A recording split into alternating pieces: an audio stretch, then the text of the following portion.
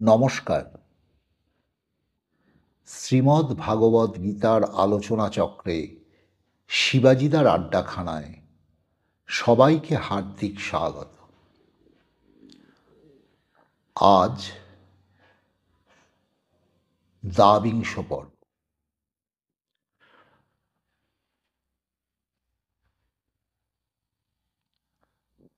ওম নারায়ণং পদ্মভবং বশিষ্ঠং শক্তিং চ তৎপৌত্র পরাশরং চ व्यासं शुकं गौडपादं महान्तं गोविन्दयोगीन्द्रमथास्य शिष्यं श्रीशङ्कराचार्यमथास्य पद्मपादं च हस्तामलकं च शिष्यं तं तोटकं वर्तिककारमन्यात् अस्माद्गुरौ सन्ततमानतोऽस्मि।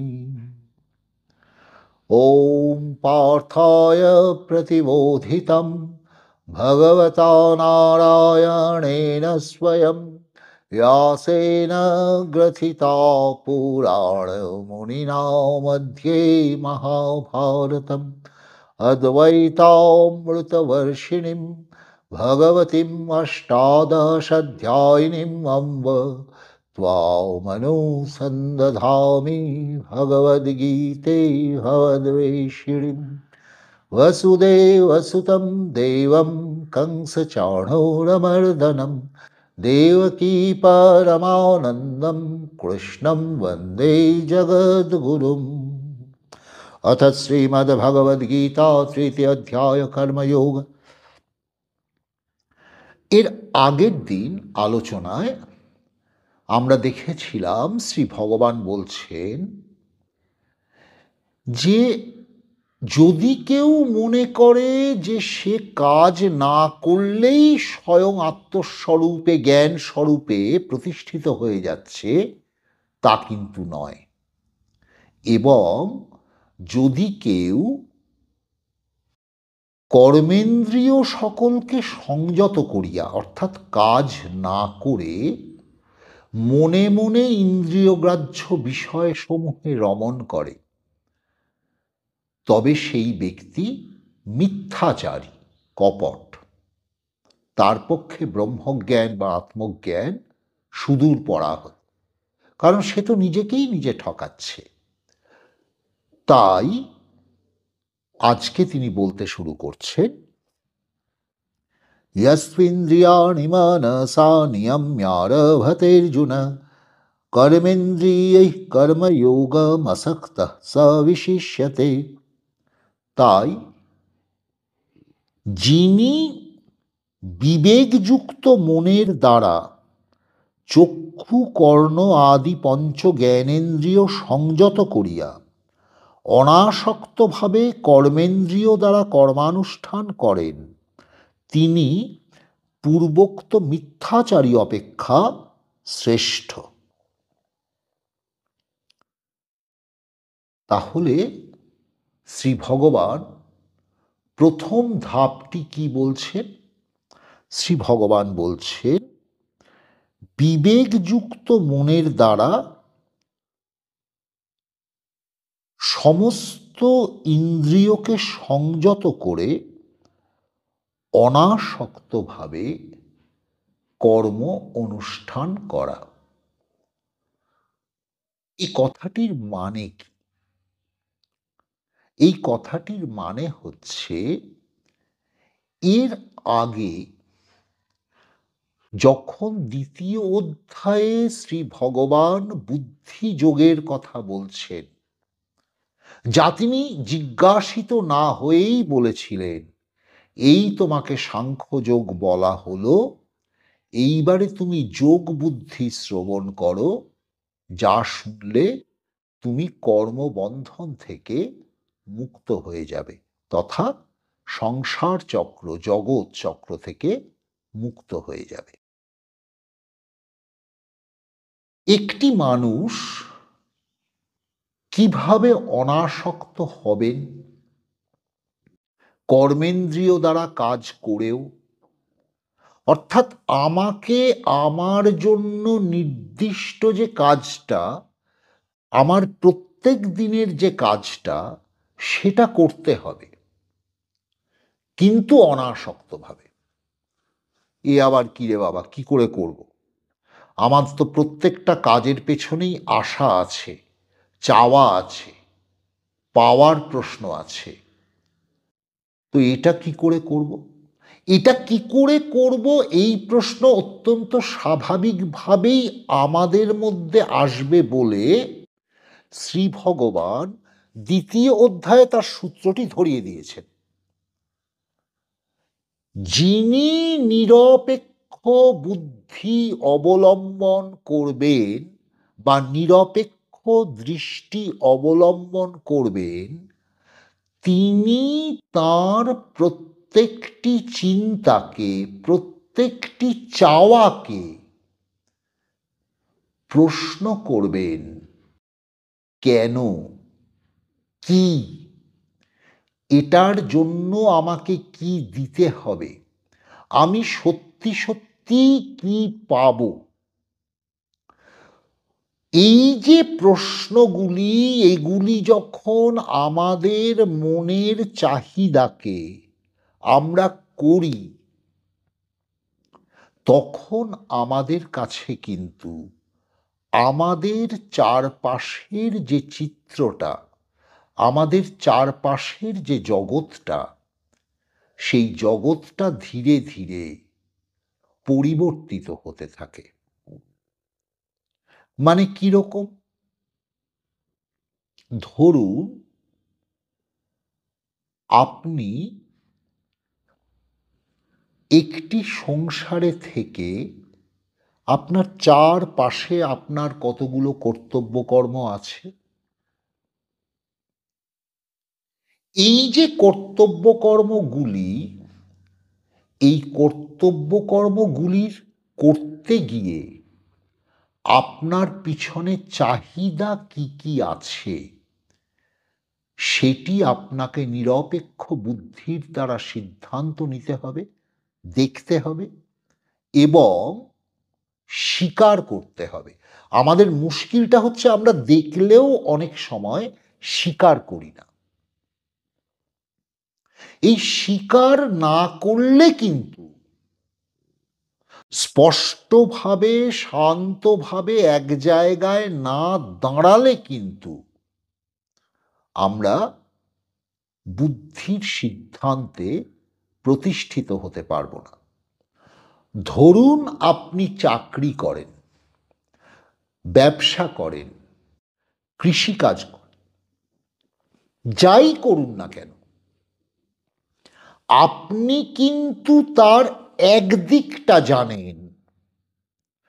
সেটা হচ্ছে যে অর্থোপার্জনের জন্য আমি এই কাজটি করছি।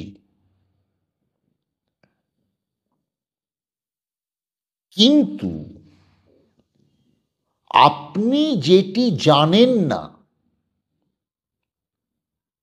অর্থাৎ আপনি যেহেতু নিরপেক্ষ বুদ্ধিতে দাঁড়াননি, তাই আপনি এটি জানতে পারছেন না। আপনি একপেশেভাবে একটা দিকই দেখছেন এবং সেটিকেই স্থির সিদ্ধান্ত করে বসে আছেন যে এই কাজটি আমি অর্থোপার্জনের জন্য করি।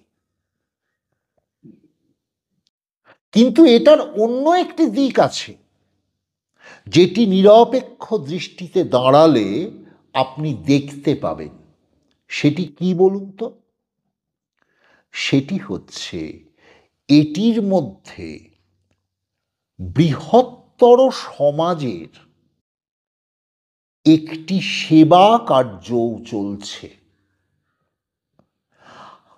আপনি একটি সিস্টেমের মধ্যে একটি কাজ পেয়েছেন। আমাদের এই যে টোটাল সোশিও ইকোনমিক সিস্টেম, মানব সমাজে এই যে চলছে, এর জন্য প্রয়োজনীয় কাজটি আপনি করছেন বলেই তো সেই সমাজ আপনাকে বেঁচে থাকার জন্য প্রয়োজনীয় অর্থটি দিচ্ছে? তা না হলে তো হতো না। ফলত আপনি যদি নিরপেক্ষ দৃষ্টিতে বিচার করেন, তবে কিন্তু আপনি দেখবেন যে আপনি যে কাজটিকে কেবলমাত্র অর্থ উপার্জনের রাস্তা হিসেবেই ভাবছেন, সেই কাজটি কিন্তু কেবলমাত্র সেটি নয়। সেই কাজটিতে কিন্তু বৃহত্তর সমাজের একটা সেবামূলক উদ্দেশ্যও লুকিয়ে আছে। এখন ধরুন আপনি যদি এই দুটি জিনিসকে পাশাপাশি দেখতে পান, তাহলে আপনি কিন্তু এটি জোর করে বলতে পারবেন না যে আপনি অর্থের জন্য কাজ করছেন না সেবার জন্য কাজ করছেন। কারণ সেটা তো একই সাথে লুকিয়ে আছে। ঠিক যেরকম রণক্ষেত্রে ভীষ্ম, দ্রোণ এই সমস্ত পূজনীয় ভালোবাসার লোকজন আমার পিতামহও বটে, আমার গুরুও বটে, আবার একই সঙ্গে আমার শত্রুও বটে। তাহলে তার প্রকৃত আইডেন্টিটিটা কি? আমি তাকে কি বলবো? এটিই তো বিষাদ, এটিই তো নিরপেক্ষ দৃষ্টি। এই জিনিসটি যখন আপনি আপনার প্রত্যেক কাজে অভ্যেস করতে থাকবেন,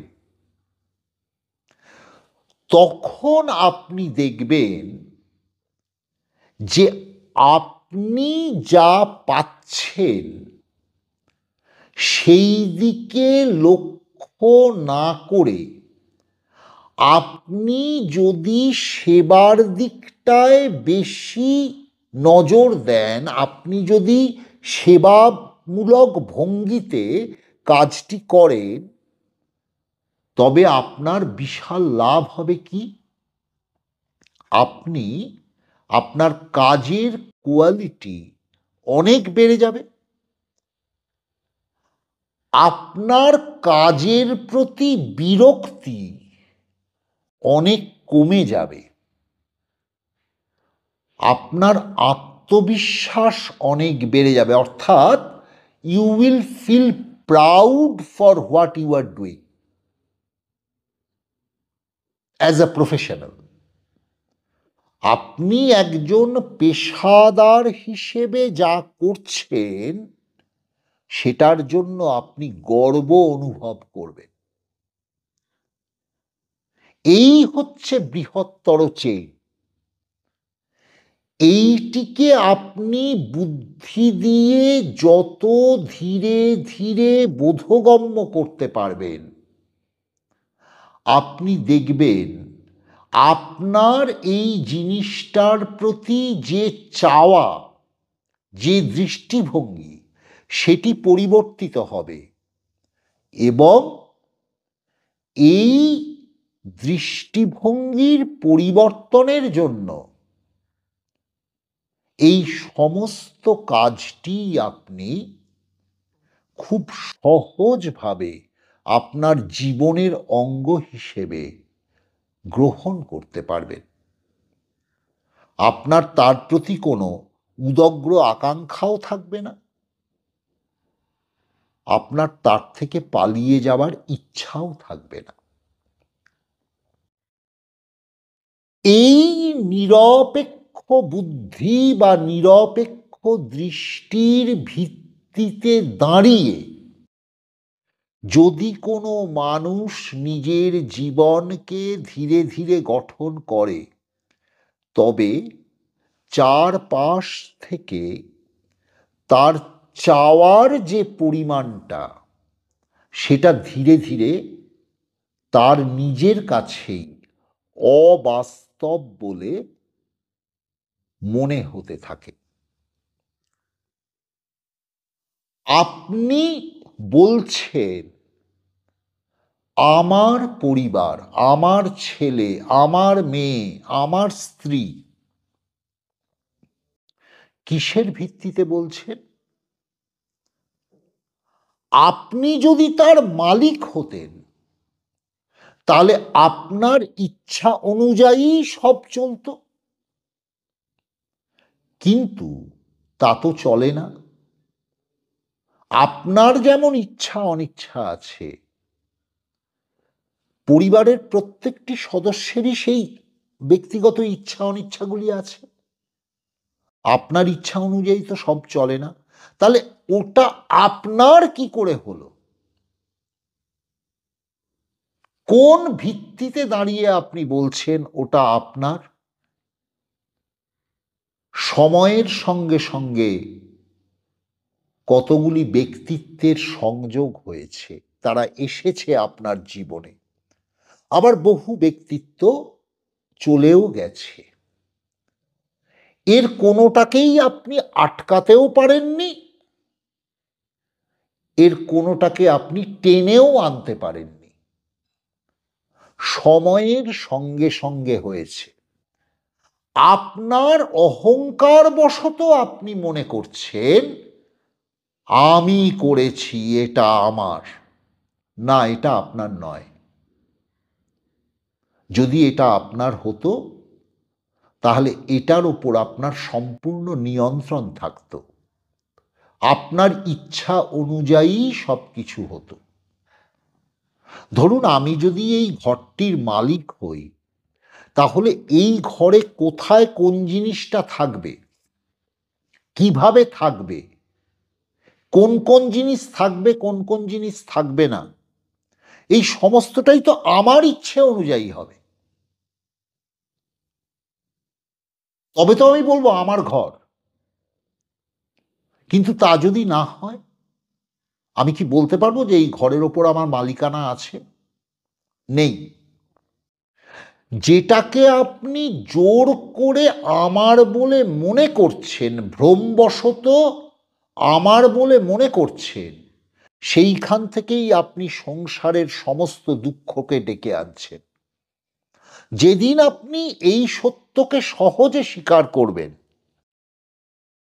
যে এটা আমার কর্তৃত্বের কোনো বিষয় নয়, সেদিন আপনি দেখবেন আপনার পরিবারের সদস্যদেরকে আপনি আরও ভালোভাবে বুঝতে পারছেন। আপনার পরিবারের সমস্যাগুলিকে আপনি আরও ভালোভাবে ট্যাকল করতে পারছেন। এই যে নিরপেক্ষ বুদ্ধি, এটি হচ্ছে নিষ্কাম কর্মের ভিত্তি। এই নিরপেক্ষ বুদ্ধি বা যোগ বুদ্ধি বা বুদ্ধি যোগ, যে কথা দ্বিতীয় অধ্যায়ে বলা হয়েছে, তার উপর ভিত্তি করে এবারে নিষ্কাম কর্মের কথা বলা হচ্ছে। এইভাবে গীতায় একই সঙ্গে তত্ত্বের কথাও বলা হয়েছে, আবার সেই তত্ত্বে বেঁচে থাকার, প্রতিষ্ঠিত হবার উপায় বা সাধনও বলা হয়েছে। এইটি গীতার মাহাত্ম্য। এখানে উপনিষদের মতো কেবল সিদ্ধান্তমূলকভাবে সিদ্ধান্তটিকে প্রতিষ্ঠা করে, তত্ত্বটিকে প্রতিষ্ঠা করে ছেড়ে দেওয়া হয়। উপনিষদে কেবল তত্ত্বটি প্রতিষ্ঠা করা হয়েছে, কিন্তু শ্রীমদ্ ভাগবত গীতায় সেই তত্ত্বকে বাস্তব জীবনে প্রতিফলিত করার উপায়ও অত্যন্ত স্পষ্টভাবে বর্ণিত আছে, যাতে আমাদের মতো সাধারণ মানুষেরাও তাকে অনুসরণ করার চেষ্টা করতে পারে। আজ এখানেই শেষ করলাম। ওম শান্তাকারং ভুজগশয়নং পদ্মনাভং সুরেশম विश्वाधारं गगनसदृशं मेघवर्णं शुभांगं श्रीलक्ष्मीकान्तं कमलनयनं योगिभिर्ध्यानगम्यं वन्दे विष्णुं भवभयहरणं सर्वलोकैकनाथम्। ॐ शान्ति शान्ति शान्ति। हरिः ॐ तत्सत्।